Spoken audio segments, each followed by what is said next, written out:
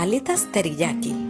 Preparamos todos nuestros ingredientes y lo primero que haremos será la salsa teriyaki. Para ello, en un caso, pondremos salsa de soja, mirin, sake y azúcar. Moveremos muy bien y añadiremos jengibre y hojas de puerro. Dejaremos cocinar y nos pondremos con las alitas, que cortaremos en dos partes y a la que añadiremos sal, pimienta y salsa de soja. Mezclaremos todo bien y pondremos en una bandeja de horno a 200 grados 10 minutos o hasta que se doren.